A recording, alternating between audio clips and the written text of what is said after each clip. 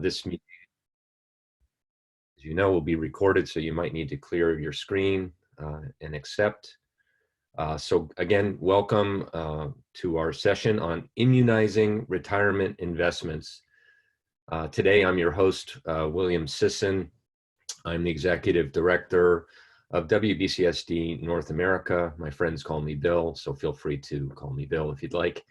We're here today to really explore some interesting questions about retirement plans, the impact, of course, that we're all facing and having as a result of the coronavirus, but some interesting observations on, in particular, how some of the organizations that are really truly embracing environmental, social, and governance factors and how they run and execute their business. We've actually observed a more stable performance over the short-term period.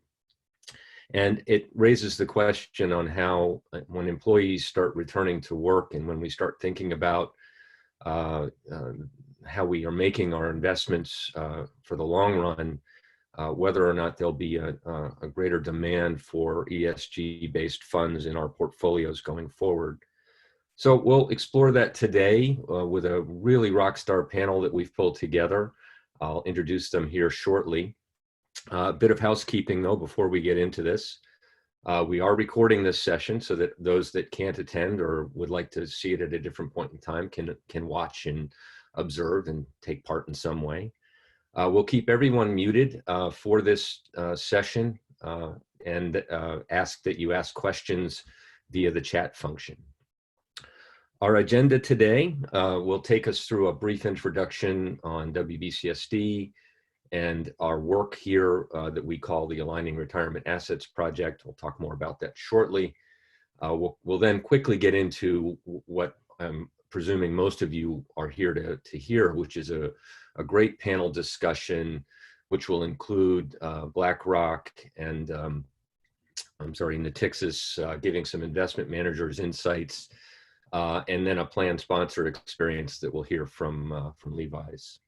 We'll have throughout the session an opportunity for Q&A, so please post your questions in the chat function as you see fit, and we will make a best effort to get through them.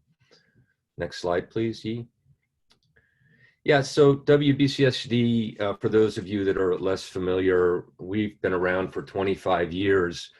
We're a member-led organization that's really in place to help sustainable companies be more successful.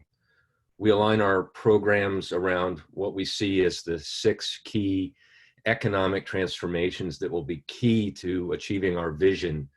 We work in areas of climate and energy, city, buildings and mobility, food and nature, circular economy, people, and an important area we call redefining value, which is where much of the work we'll discuss today has taken place.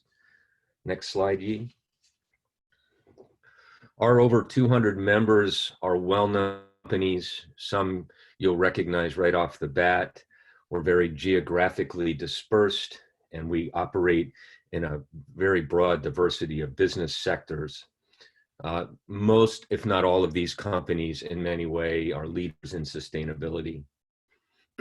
Our Aligning Retirement Assets project was started 2 years ago, which brought together some of the leading players in investment management to work to address what we saw as a real misalignment between the members of our organization really pressing forward on their ESG performance and measuring themselves and adjusting themselves so their investors were taking more note of their performance in this space. But the misalignment between how well they were performing sustainably and what they were offering in their defined benefit and defined contribution programs were often not aligned. And so we worked to bring these players together with the investment managers to look at how we can improve risk-adjusted returns for participants to meet this growing demand of environmentally social governance type investment opportunities in their portfolios, and then to build a strategy around how plan sponsors could reflect and extend the underlying company's core values and their commitment to sustainability. And this was really put in place to address that misalignment. And to date, we've had a tremendous response from companies and other actors to look at how we can help them. And we'll talk more about some of the tools we've developed at the end of today's session. Next slide, Yi. We're a big fan of polling and getting input from participants during our roundtables. And so we use a platform called MantaMeter. So if you can take your portable device, so your phone or your iPad or whatever you have available that you can use, if you could go to www.menti.com, I'll give you a moment to do that. Once you get there, it'll ask you to type in the code for today's meeting. So please type in 25999. And we're going to ask you the first question today just to get a sense of our audience and what you see. So the first question for today is, does your company provide ESG funds in its retirement program?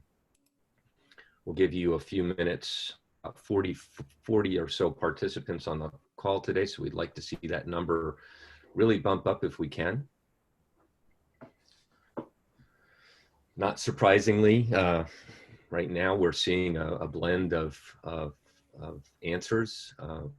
Looks like the no's are starting to inch ahead.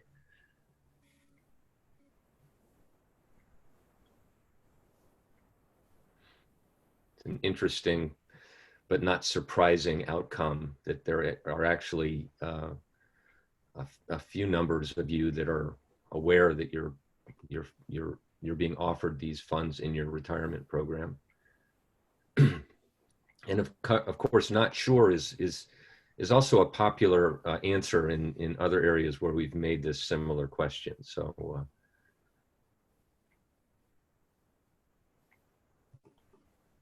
so it's continuing to look like a blend of likely nots or no's, and we hope today's session will help, at least for those of you that are interested in changing that outcome, help you to become more aware on how you might go about doing that. Let's move on to the next question, Yi. So next question is going to be, if you are in a position, have you surveyed your employees to gauge an interest in demand? Or have you, as an employee, been surveyed to gauge an issue in demand? It could go either way on this one.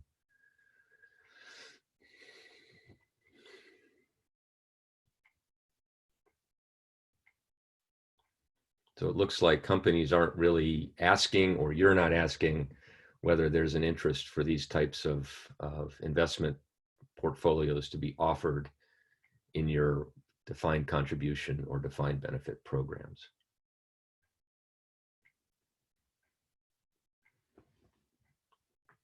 That's great, Yi. I think we've got a pretty good gauge on this one. So hopefully my rockstar panel will take some of those responses into consideration during your discussions today. Today, we're very, very pleased to have Emily Chasen with us as a moderator for today's discussion.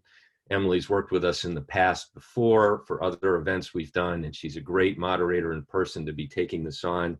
She comes to us from Bloomberg News as the Sustainable Finance Editor. Stacey Tovrov will join us from BlackRock, who's the Director of Retirement Investment Strategy. Of course, Jim Roach, a Senior Vice President from Natixis, will take his perspectives into consideration. And then we're really, really happy to be joined today by two folks from Levi Strauss and Company. I think you're going to be very pleased to hear the efforts that they've made in this area. We're joined by Eduardo Zanatti, who's the Senior Director of Finance and Treasurer for Levi Strauss Foundation, and Liza Shiloh from Levi Strauss, who's the Senior Manager of Global Sustainability and Integration. So Emily, I'm gonna hand the microphone over to you and let you take it from here, and really, really good luck in getting this panel going. So thank you. Over to you, Emily.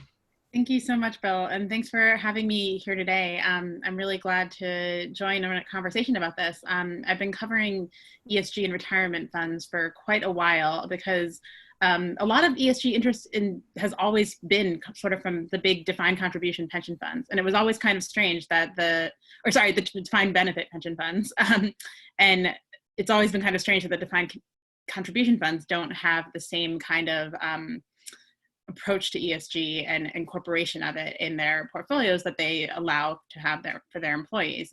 It's not that way everywhere in the world. In Australia, the superannuation funds are really big on ESG. If you think about it, if you're thinking about 30 or 40, 50 years in the future, then you want to have really a long-term view on assets. So it's been sort of a puzzle that there hasn't been a lot in ESG incorporated in 401k funds. We did see over the past few months, earlier last year, before the pandemic has shut everything down, when there were all those climate strikes, a lot of young people were starting to say, hey, I would like my 401k plan to have ESG options in it. I'm lucky at Bloomberg, we have an ESG option in our 401k plan. But you know, a lot of young people are starting to wake up to this climate issue and want to see that incorporated in their retirement assets, which for many of them is their biggest holding and portfolio, and their biggest place where they can make an investment. So another question, and that this has always been, you know, retirement funds are sort of slow to change and make a big difference and do new things. And there's obviously this question of fiduciary duty and making sure that these funds fit in. So now's a very interesting time because over the past few weeks in the market, as it's really sort of fallen down and collapsed, ESG funds have proven really resilient. So I think that raises a lot of questions for fiduciary duty. We've definitely been seeing them outperform. We've seen green bonds outperform. Asset managers from Allianz to BlackRock, who is with us today, have all said that they've seen ESG outperform. So let's start with Stacey. Maybe tell us a little bit about what you do at BlackRock and tell us, you know, what you're seeing in terms of ESG performance in the market right now. Perfect. Thank you so much, Emily. And hi, everyone. My name is Stacey Tovrov, and I'm an investment strategist in BlackRock's retirement group focused on our target date suite, LifePath. But prior to joining the retirement group, I actually helped launch our sustainable investing platform at the firm. So I've been really excited to sort of bring these two elements together and lead some of our efforts in helping our DC clients integrate sustainability into their plans. And Emily, as you noted, you know, certainly the global pandemic has really presented a major external shock to individuals, to governments, as well as to markets and our overall macroeconomic outlook. And so at BlackRock, when we think about sustainable investing, we really are looking to combine traditional investment insights with, or traditional investing frameworks with ESG insights to improve long-term investment outcomes. And our view has been that companies with strong ESG profiles, particularly around material sustainability issues, those companies are better managed. They can operate more nimbly and therefore have the potential to outperform those counterparts that may have poorer ESG profiles. And I really think that the COVID-19 crisis is sort of put that conviction to a test and really put a spotlight on sustainability related issues ranging from employee well-being or human capital management to the resilience of supply chains, fair pricing for customers, and just overall continuity planning and disaster preparedness. And so these aspects, you know, they're an opportunity to differentiate companies that are better positioned to handle some of these issues from their peers. And so I love that you use the word resilience because that's exactly kind of how we've been looking at the space. And, you know, during this volatile environment, individuals, businesses, governments, they've been really trying to identify and understand potential sources of resilience, both in order to prepare for future crises, but also to incorporate certain resilient characteristics in their investment portfolios. And this is particularly important for retirement portfolios or retirement investing, because when we think about saving for the long term, we really want to ensure that we're mitigating downside participation for retirement savers, keep those individuals invested in their 401ks. And we believe that sustainable investing can provide that resilience amid uncertainty. So maybe if we could turn to the next slide, how have ESG funds performed during the most recent market drawdown? Completely recognizing that the sample size is small and may not be determinative on its own, we think that some of the insights are really interesting. And so first, just looking at sustainable indices, ESG data has really improved over the last number of years. And as a result, there have been a number of sustainable indices that have been launched in the last, call it five years or so.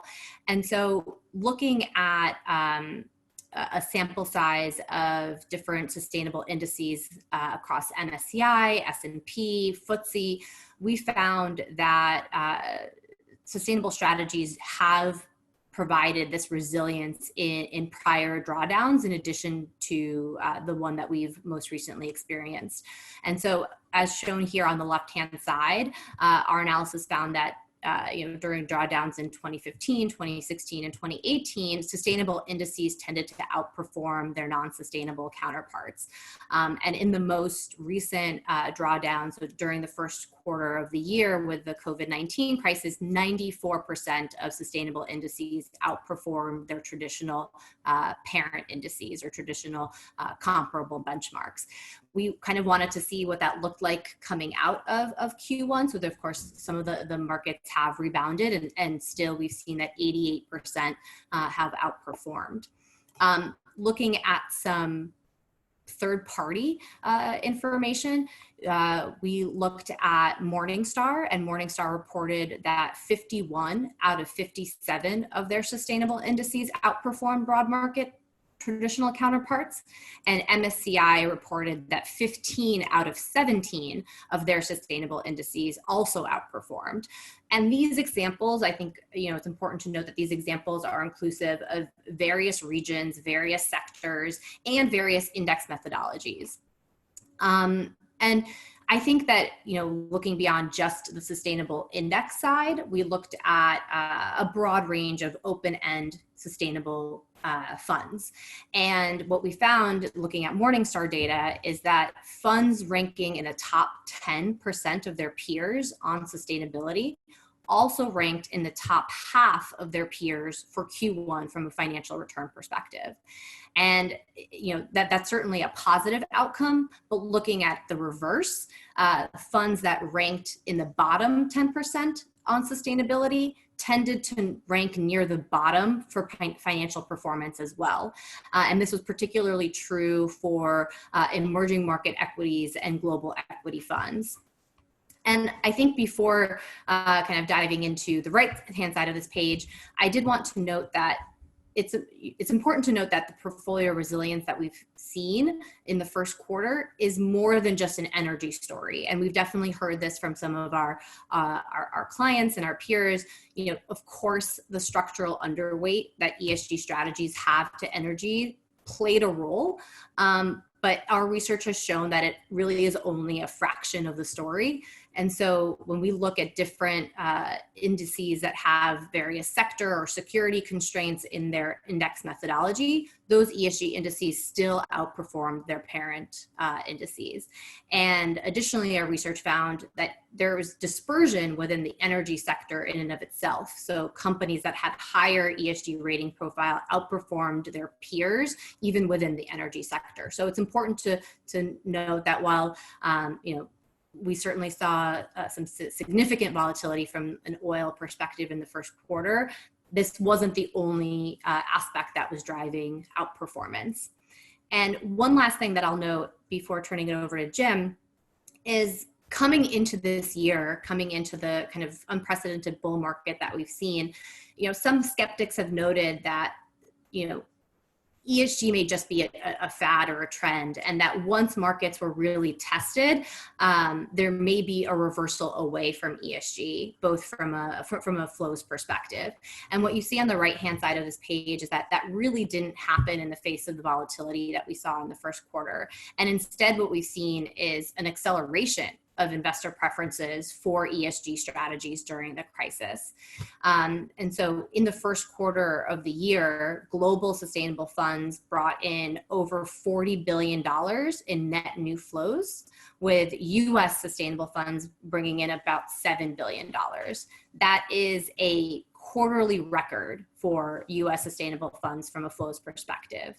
And you know, we see that that trend is continuing. And meanwhile, in the first quarter of the year, traditional funds were in outflows. And so that is an interesting trend for us to note going, kind of looking to the future, because one potential outcome of the COVID-19 downturn is that it has created an opportunity for investors to further rebalance portfolios into sustainability coming out of the crisis. And we expect this gradual transition to be kind of a long-term advantage for sustainable investors over the next years and decades to come. Yeah, it's really interesting, Stacey. Thank you for sharing all this data, because when you look at the resilience of ESG funds, you know, for a long time, a lot of those portfolio managers in that space have really focused on technology companies, on healthcare companies, and obviously avoided oil, as you made those great comments on energy. And that really, they were just planning more for climate resilience probably, but it seems like planning for resilience worked in a pandemic also. And, you know, obviously looking out over the long term, we're looking at lots of different shocks coming in the future. And Jim, I'd love to hear what you are seeing, you know, as you think about the long term and how to position investors in that way. Yes, thanks, Emily. And thanks, Stacey. That's great information. Hello, everyone. My name is Jim Roach. I'm a Senior Vice President of Natixis. At Natixis, we are a $1 trillion global asset manager. We're the 15th largest in the world. And while we do many, many things, what I'm most excited about is Natixis has created the first and only sustainable target date fund in the industry to help companies and employees align their investments with their values. And Stacey, I think you had some great information here on the passive side and on sustainable funds, but I do think for everyone that Natixis and BlackRock are good complements on this call, because at Natixis, we believe in active management, where we think we can actively pick stocks and bonds through over an index, but there's no right or wrong way to do it, and they're both great approaches to investing. So we have also are seeing outperformance on ESG investments, and let's talk about why. If you can go to my first slide. So in Natixis, we've done a few studies on the future of work that in a number of white papers I'm happy to make available to anyone on this call. But here's one particular point that I want to emphasize from our study, and that is the economy has changed. Companies have changed. Our world has changed over the past 3 months. So when you look at here, and let's just talk about the industrial age, the information age, and we're now in the connections economy. So why are asset managers taking the same approach to valuating stocks and bonds that they did in the industrial age and the information age as they are in today's current environment? ESG, environmental social governance, allows us to ask material, non-financial questions to better understand our investments and our risks associated with them. All ESG is a better way to ask questions to get to the valuation of a company. It's that simple. And there's some great information for those of you, everyone's in front of their computer now, but MSCI has put out a great site of ESG101.com, and they have a number of white papers with some great information on ESG investing, but it also talks about long-term performance of ESG investing, how we're finding higher quality stocks and bonds with less risk, a lot of what Stacey talked about. So these studies have shown that companies that treat their employees well, have diverse boards, and have a policy to protect the environment have shown to outperform their peers in terms of stock performance. Good business is good for business. So we have to put performance first when it comes to retirement plans, and we'll talk more about fiduciary duty later. But think about this. there's $9 trillion in the defined contribution space today. That's a 401k, 403b plans, anywhere where you, the participant, get to choose the investments you want to save for retirement. McKinsey & Company has projected that asset growth by the year 2022 to be 11.5 trillion. But today, in today's market, there's less than 1% of ESG assets in defined contribution space. It's actually 0.03%. So you have two big asset managers on the call today. Imagine all the good we can do by adding more ESG investments into that $9 trillion space. Companies like the ones represented on this call today, they want BlackRock and Natixis to buy their shares. So we are pushing them to do good by engagement. We're pushing them to do better by improving their ESG scores because it all shows up in the stock price. This is a performance conversation. And this is why we're pushing them to do better and pushing them to do some great things and treat their people better. It's the same thing sustainability officers do every day. You're making the company better and saving them money. Adding ESG to DC plans should be a no-brainer for most companies, especially those members of WBCSD. E, can you go to the next slide, please? So what do I mean about material non-financial questions? And here's just a couple examples from different sectors and the risks and the opportunities we see. So think about it this way. Replace risk and opportunity with losses and gains. We don't want to lose money, and we want our assets to grow and the opportunity to make money. And that's what we think about. So it's not just about the companies you want to own that are making money. You also want to avoid the companies that are losing money, as Stacey mentioned in her previous talk. So these are questions that we're asking companies, that we're looking at. These are material, non-financial questions that we think ESG helps us uncover that the old way of investing did not. Emily, back to you. Thanks for that. This is a really good overview of the market and how investors are thinking differently about this. So when you think about, risks and opportunities, obviously, I don't know, to me, obviously, it sounds like I'd love to have that happening in my retirement portfolio. But what's going on with plan sponsors, Jim, and why are there so few companies that offer these ESG options, and how can they work to make that happen? Yeah, so asset managers can help, I think, with education, because the reason there's so few assets, it is because it's a complex world. And I do think it's because of the fiduciary duty, that people believe that ESG investing, that you're sacrificing return. And that is not the case. And Stacey gave some great examples. We have some great examples. The ESG 101 even shows some great white papers. But when you think about fiduciary duty, remember, fiduciary duty, a plan sponsor, the person at your company that's in charge of the 401k, they have to put the economic interest of the participant above all else. They cannot invest for values. So people get confused by thinking that ESG, you're investing solely for values or you're pushing one value over another. We want to change that conversation. We want to change that narrative and say it's not about values, it's about a better way to invest. So people at first get scared when they think about the fiduciary duty. It's like, I can't invest in that type of fund because I'm going to get sued. That's not the case. We're starting to show that. And I think the growth and the trajectory and what Stacey was showing, the assets going into ESG has been showing that. But I think the education that us asset managers have been doing to educate plan sponsors and companies and individuals that sustainable investing is just a better way. As you saw in the economies have changed, our world has changed. So we too are changing the way that we're asking to invest. And then, I touch on there in the education part, every plan, every company is different. So you have to take a tailored approach, and there are many different ways that you can add ESG investments to a 401k plan. And that's either a single strategy equity. You talked about green bonds, there's green bond portfolios. And then I know Stacey and I, we'll talk about target date funds, where if you think about it, 7 out of 10 new dollars in a 401k plan goes to the default or the target date fund. So a lot of money, a lot of people want to set it and forget it because it's easier. And if companies are giving their employees access to a diversified target date fund that will de-risk as they approach retirement. So it allows them to set it and forget it, but know that they feel like they're doing good with their money, but also the potential to outperform.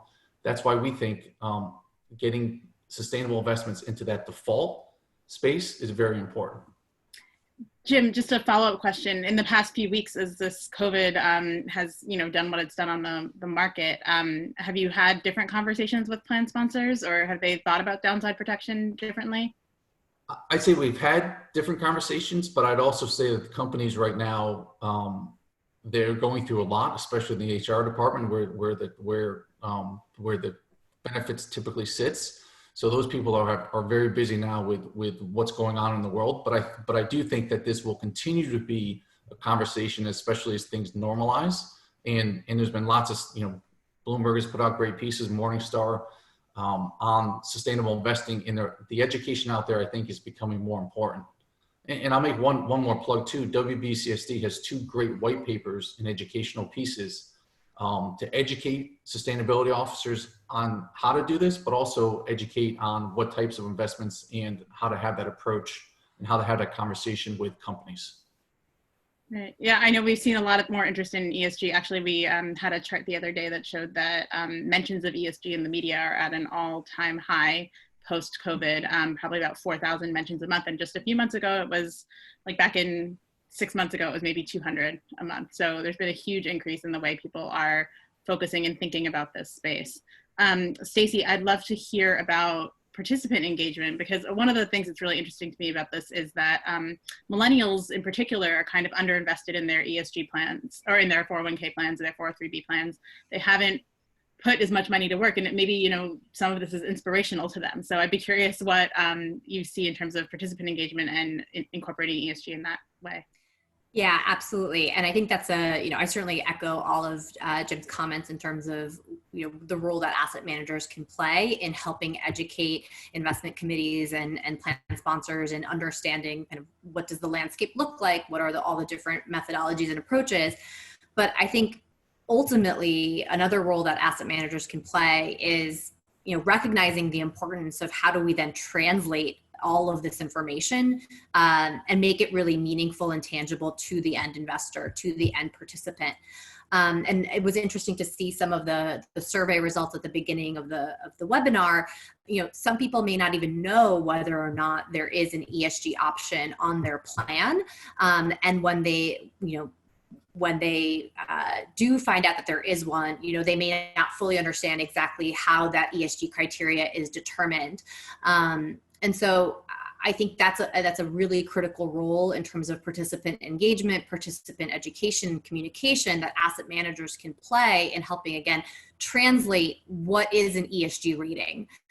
What does ESG materiality mean? How do we think about ESG risks and opportunities? And how does that differ from, what many people may think of when they think of ESG investing, which is the kind of negative screening, exclusionary screening approach that was particularly popular and really the only way that individuals were able to align their values with their investments decades ago. And so that's an area where, BlackRock, for example, is really focused in terms of thinking about how do we translate these concepts to not only ensure that they understand how these investments are constructed, but how are these investments going to help them achieve their retirement objectives, and how will they align with their sustainability values and objectives? And to your point, we've seen many surveys, and Natixis has done some surveys, BlackRock has done some surveys, but and I know we'll talk about survey data in a minute, but we've seen the results that show that individuals, would actually either invest for the first time or potentially invest more if they had a sustainability option on their menu. And one of the things that we recognize from a plan design perspective is what we really need to get people doing is we want them to invest early. We want them to save often. We want them to increase those savings when and if they can as they progress in their careers. And so if all of these aspects can be addressed with a sustainable investment option and the appropriate education and communication around those options, that's really a win-win. It gets people in the door, it gets them excited about saving for retirement. And we all know that the investment portion is certainly important in terms of the ultimate investment outcome or retirement outcome that an individual will achieve, but it's that savings component that is just so critical in getting those retirement outcomes that we're all looking for. Yeah, the first story I had ever written about ESG and retirement funds was a company. It was like an environmental engineering company, and they saw that their people weren't investing in their 401ks, and they did a poll and they said, why aren't you? And it turned out, they said, oh, well, I don't want that S&P 500 fund with Exxon in it because I'm an environmental engineer. This is what I believe in. And they said, oh, okay. So they moved to fossil-free 401ks, which is a way to go. Jim, I'm curious, what are employees saying? What are participants saying in your surveys? Yeah, if you can go forward a little bit. But Stacey, I think you had some great points in getting people engaged in investing in the 401k plan is extremely important. You can't replace time in a 401k plan, and getting people investing early, with especially the demands that younger people have on their money. If they want to retire with dignity, you need to start early and get invested. And that's what companies can help their employees do. So we've done surveys over the last number of years, just normal companies. I'd love to see if we just did WBCSD companies. I think these numbers would be higher. But here's some of the stats that we've seen. 75% of investors would like their investments to reflect their personal values. 69% believe it's important to make a positive social impact through their investments. 84% believe it's important to be invested in companies that are ethically run. And 60% would like to see more socially responsible investments in their retirement plan. This is what we polled and people are saying to us. If you go to the next slide, I'd say it's even more, we're showing more of the millennials and the Gen Z, but 75% of the workforce will be millennial by the age of 2025. That's 3 out of 4 employees will be millennials by 2025. That's a huge number. And this is a number stat we've seen, Stacey mentioned it, but 66% of millennials said they would invest for the first time or increase their investments if they knew their money was doing social good. And that gets back to the point that Stacey and I were talking about, is the best thing we could help younger people do to save for retirement and save for when they get older is to start early. And that's critical. And most benefit departments would completely agree with that. Yeah, Stacey, I'm curious if you could talk a little bit about the difference between 403B plans and 401k plans. Maybe there are different kinds of people in those plans, and I'd be curious what the approach is. Perfect. So perfect. Thank you for advancing the slide. So similar to Natixis, BlackRock conducts a DC plan sponsor and plan participant survey every year. And we've seen a similar uptick in interest and demand for ESG strategies kind of across the board. A part of that, I think, is coming from the fact that, people are more focused on just getting educated on what the platform looks like and what the options look like. But one way that we like to also look at the data is by splitting up 403B participants and 401k participants and plans. 403B plans are generally associated with kind of nonprofit, healthcare, education. And so it may not be a surprise, just given the population that the 403B plans support and the missions of a lot of those organizations, is that 403B plans certainly seem to be the leaders within the US DC space in terms of ESG adoption, as you can see on this page. So just in terms of general awareness, a pretty stark difference between 403B at 89% versus 67% of 401k plans. This is last year's survey. And then again, in terms of belief that these ESG strategies can lead to outperformance, also 87% for 403B versus 55% for 401k. And so that is an important component in terms of how we think adoption will change in the future, right? So it's a little bit of a forward-looking indicator that says that these plan sponsors do view ESG strategies from an investment perspective and from from the perspective of being able to deliver the right risk-adjusted return for their employees.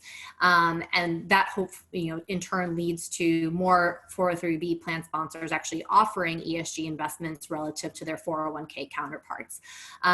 We're going to be releasing our next DC Pulse survey this summer. And so I'm excited to see how some of these figures change. But overall, we are seeing this kind of uptick in interest and adoption across the board. Okay, so great. Well, now we have, we're so lucky on this call to have Levi's and Eduardo and this whole group. I'd love to hear what you have done as kind of like a case study, taking all this information that Jim and Stacey have shared us and show us, what happened in your company when you started to incorporate ESG in your 401k plans. So Eduardo, maybe you could kick us off and tell us a little bit about what you're doing at Levi's and how you guys got started with this. Sure. Can you hear me well? Yes. Okay. Hi, everyone. My name is Eduardo Zanatti. I'm a Senior Director of Finance at Levi Strauss, and I oversee all the global pension plans, 401k investments in the US, the Levi Strauss Foundation. I'm also the treasurer. And happy to be here. Share a little bit about my story. We started looking at ESG in 2012.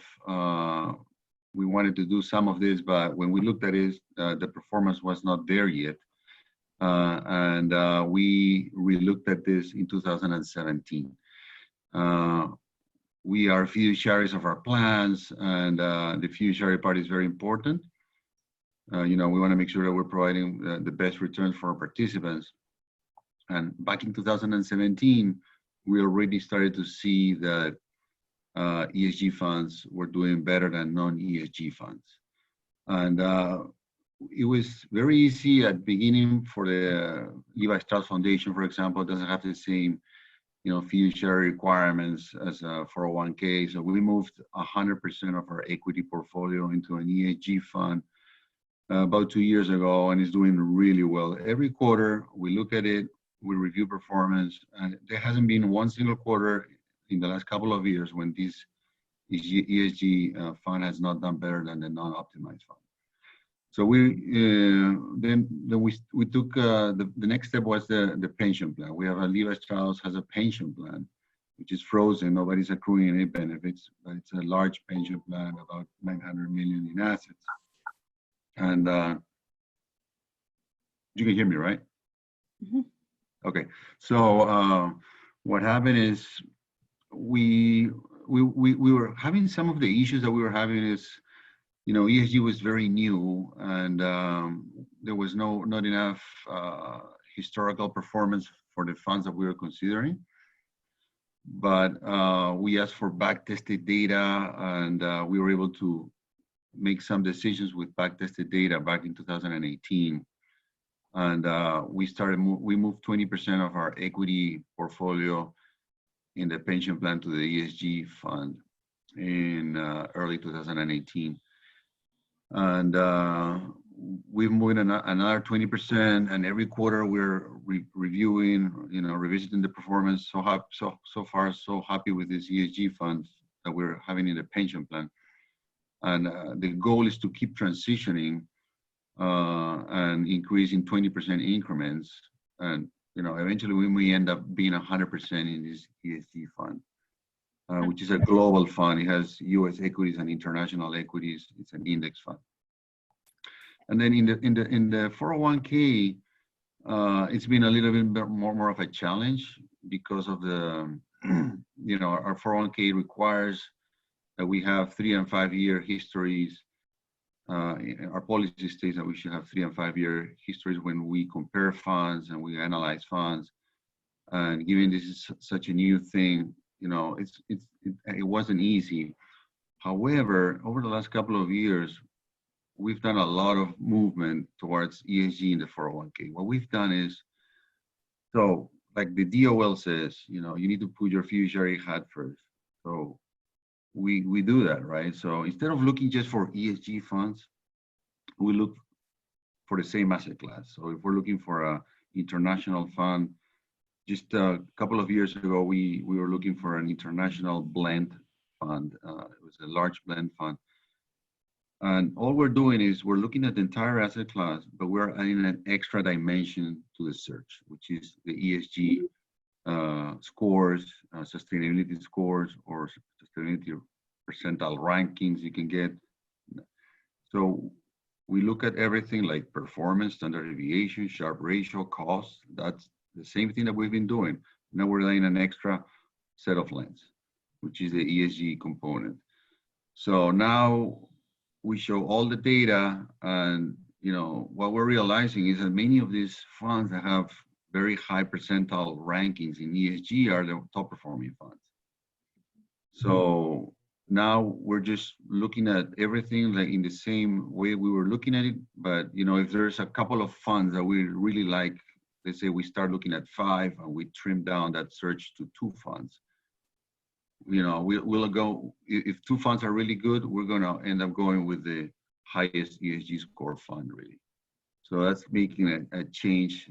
And actually the last couple of changes we've made in the 401k, one included a US large blend fund, meaning growth and value. And it has historical performance for more than 3 and 5 years. And of course, the performance has been great, doing way better than the S&P 500 and NER index. And we're really pleased with it. We started with no money on that fund, and it has grown a lot. Last time I checked, we had like 28 million, growing really, really quickly. And then on the international side, we also did a fund search, like I was sharing for this foreign large blend fund. Even though the fund doesn't have necessarily the sustainability fund, it's ranking the top 7 percentile, for example, and it's has very, very strong sustainability ratings. So that's kind of what we're doing, how we're looking at it. We still don't have, for example, the target date funds are not in that space of ESG yet. Definitely interested in looking at it. But I continue to see the 401k evolving and, seeing more and more ESG funds into our lineup. Right. Well, yeah, it's interesting because right now, and if you share it to your plan, you're going to help your participants. Yeah, we've been tracking, ESG funds for a while, and this 3 to 5 year track record is an issue that we look for funds with like a 5-year track record. And last year there were 40, but this year there were probably about 75 ESG funds with that kind of 5-year track record. So there's more and more on the market as the time goes by. Liza, could you share what some of the barriers were to get ESG into these funds and what the employee receptivity was at Levi's? Well, that's really more a question for Eduardo. He drove the work of bringing these funds to life. But I will say, as he noted, they had begun looking at this in 2012, and they revisited it when he and I met and had a conversation, just as it's something that we could reconsider in 2017. But to that point, when we were seeing outperformance, and Levi's at the time was a private company. And so I think that helped us have perhaps a more comfortable conversation with leadership. But I would prefer to hand it back to Eduardo to elaborate on that. No worries. Thank you. Eduardo, yeah, what's the employee receptivity to it? Well, I think it started to improve, with the new administration. We started to see participants asking more about ESG funds in our employee meetings. And we didn't do any surveys or anything, but participants started to ask about it, and everybody started talking about it. It was a hot topic back in 2017, and we wanted to. I think it was our duty to explore it at least, and we did. We explored it. We liked what we saw, and that's why we started moving forward in that direction. Great. Stacey, well, it's great to hear this case study from Levi's and how you guys incorporated it. Stacey, what does that make you reflect on? Have you seen that at other companies? And Jim, really quickly, also just a minute each of you. Curious, taking Levi's case study back into your asset management world, how you see that play out across companies. Yeah, just really quickly, I think it's a similar kind of case study that we've seen with other partners that we work with. A part of it is, adding initial standalone funds as a way to kind of introduce ESG into the plan, test receptivity, test, potential participant communication campaigns, just to see how the funds do. Ultimately, we think that as plans go on this journey of integrating ESG, it will likely start with standalone funds. But what I think Jim and I both commented on the fact that we ultimately do see that the target date fund is, or QDIA, is the most appropriate way to potentially integrate ESG, because that is where the dollars are going within the DC space. And, we don't necessarily want to have a situation where 60-year-old who's very passionate about ESG puts all of their retirement savings in a 100% equity allocation. And so those are some of the interesting kind of steps that we think that plan sponsors will be taking over time. Yep, I agree with that. And first, I'd say, Eduardo, it's great that you being a champion and understanding and believing this. This is, this makes the biggest difference in how to get it done a lot easier for a company. You mentioned fiduciary duty, and I think that's extremely important for everyone on this call to understand that Eduardo has a fiduciary duty where he has to put the economic interests of all of his participants above all else. And that's the duty he must have, or could be potentially sued. And he understands that duty, and certainly understands how ESG can help. But I'd say one of the most important things for everyone to understand is that because of how complex this is, there's a true process to go, and the workbooks explain that process, so it's helpful. He sent out that link, but you must understand the process and the fiduciary duty that the plan sponsors have, like Eduardo, who help make that decision. But if you ever want to look to find who the plan sponsor is, there's a website called Brightscope, and for your big company, you can put your company name in there, and it says who in your HR department is in charge of the plan. It gives a little information, but that is, if you wanted to have this conversation, that's the person you wanted to have this conversation with. Go in understanding their fiduciary duty, and go in understanding that there's a process, usually a consultant and investment committee, that it can't just be made overnight, but this process is easy to start. And all you're asking someone like Eduardo is to bring this to the investment committee, work with their consultant or their advisor, and start having the discussion that people want this. And that is the first big step that anyone on this phone call can take with their current company to start walking down this path. Now, it takes time, but you're not asking your HR people to do a lot of work, because they have vendors and consultants that they work with. Ask them to do the work. That's why you pay them. Have them come give ideas back to you and back to the committee for what the participants want. Well, let me turn it. That's great. Thank you so much to the panelists. We have a few minutes for questions, and Bill, I wanted to turn to you because you wanted to ask an open question to the audience. Yeah, again, we'll jump to MantaMeter, and then we do have one question from the audience. So everybody get your MantaMeter devices ready, and you log in menti.com and 25999. It looks like some of you've already started to respond, so this is great. What do you think are the most important reasons for companies to provide ESG aligned options? And while you all are adding your thoughts to that, we'll build a word cloud. We do have one question, and I think it really goes to Stacey or Jim, or both of you can respond. And I think, Jim, you might have mentioned some statistics earlier, but what % of your clients offer an alternate fund with ESG investments? That's kind of a question, I think, to you, Jim or Stacey. So if I'm understanding that, how many company 401k or 401k plans have an ESG fund? I'm interpreting the question. It's from Kara and Gati. Yeah, so we see and it's hard to pinpoint this because there are many different studies out there, but we see anything from 15 to 25% offer a single strategy. And I'm sure Stacey has some more information there. Now, that's a little misleading in my mind, because just still, while there's a strategy out there, many companies, it's not getting the flows, because you get to the heart of the issue of people don't know how to invest, and they just go to the default. Remember, 7 out of every 10 new dollars goes to the default with a target date fund. So there are ways, you know, it's people want set it, forget it, they want easy. So we think that if people believe in this way of investing and you're offering them some sort of balanced approach option that makes it easy for them to invest, you're going to see that number jump up. But Stacey, I'd like to hear your thoughts. Yeah, I think it is sometimes difficult to parse through the publicly available data in terms of how many standalone ESG options are available on plans. A part of that is because there are ESG integrated strategies that may not necessarily have an ESG objective, but the investment process, so the portfolio management process, incorporates ESG criteria as part of their decision making.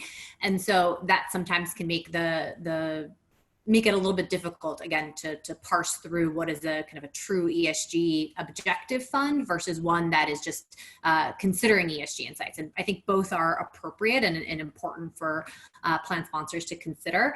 But I think, Jim, to your point, that kind of 15 to 20% is what we've seen from industry data. But the assets in those strategies, you know, the latest numbers that we've seen is it's kind of in the low single digits in terms of AUM relative to the overall DC assets. And that's where, again, you know, what we're really focused on is how do we help engage and communicate with the end participants to ensure that they understand what those strategies are, if they are appropriate, you know, how could they direct assets to those strategies, and then where possible, you know, how do we start to shift the industry to integrate ESG more into the default, into the QDIA. That's great. And well, thank you, Emily, Jim, Steve, Eduardo, and Liza. It's really great. I follow three's principle of today's session. It was excellent. It was educating. So thank you for all of that. I get this word cloud, and maybe just to wrap up, hopefully staying online okay. But just to wrap up, I see a large volume of folks liking the word impact, and I think there's a tremendous opportunity for ESG funds to be very impactful for not just the short term, but frankly in the long run. Jim, you mentioned $9 trillion of funds or assets out there, but less than 1% are derived into sort of the ESG portfolios. Well, I think we've got a tremendous opportunity for impact. The third sector and all of the members that we at WBCSD have are seeking greater clarity and guidance from the investment community. What information is important, and it will be increasingly used to drive the decision making you're using to build portfolios. And so I encourage all participants, if you're not familiar with the work or redefining value program, to please check our website and get familiar with how we're helping our companies to do this. As I mentioned, through the course of the discussion, we have kits that are available to anyone who wants to start to pursue these opportunities in their companies. The first kit is really designed on helping the sustainability professionals and to understand,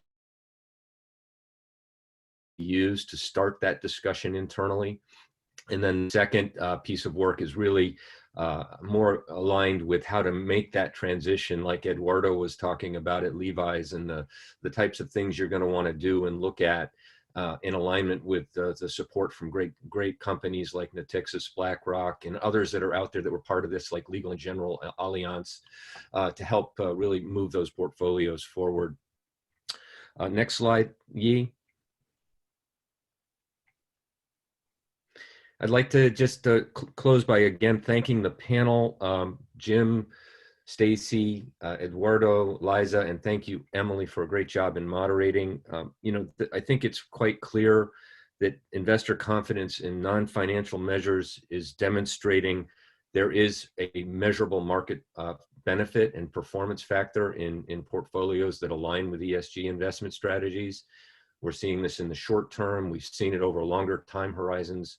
And this is a tremendous time to bring those conversations into your companies and start to think about how to move those portfolios into a different class of socially and environmentally responsible investment strategies.